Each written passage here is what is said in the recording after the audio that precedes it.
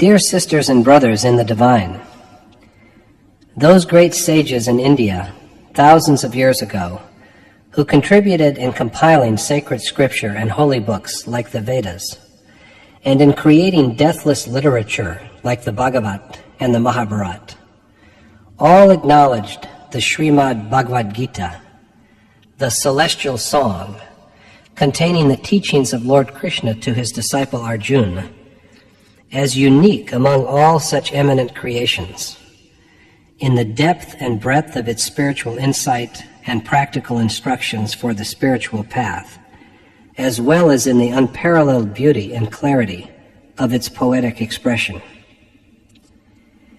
There are several different ways of worshiping God, which are established in the names of different religions holding contrasting views on such matters. However, the ultimate and essential goal of any true spiritual tradition has always remained the same: the quest for God, the ultimate reality. The process of reaching towards this objective is the spiritual path. The question, however, arises that if God is the ultimate reality, and is the only one ultimate reality, then why are there so many sects and cults? To answer this question, we offer this noble creation, the Yatharth Gita, in the form of audio cassettes. The divinely inspired Gita, as taught by Lord Krishna, simplifies the concept of Dharma, spirituality, and purposefully guides one on the spiritual path in a structured and complete manner. The core teachings of all the paths subsequently revealed by other sages of the world are each enfolded in the essential teachings of the Gita. It has been implied in the Mahabharata that when the Pandav and the Kaurav armies stood facing each other on the battlefield, all the demons manifested as the Kauravas, while the gods manifested themselves as the Pandavas.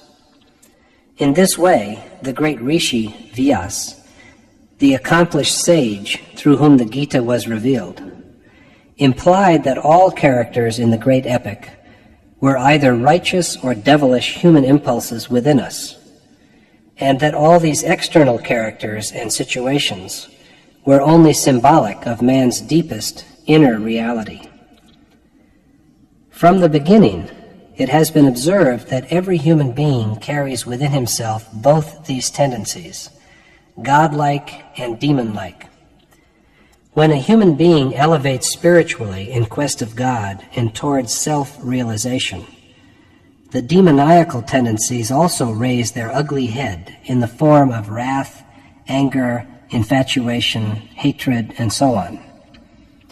The overcoming of these ugly tendencies and obstacles is the real war depicted in the Gita, the internal war conducted within the sphere of the human heart by the sincere seeker, to liberate himself or herself from worldly bondage and attain spiritual victory and everlasting peace.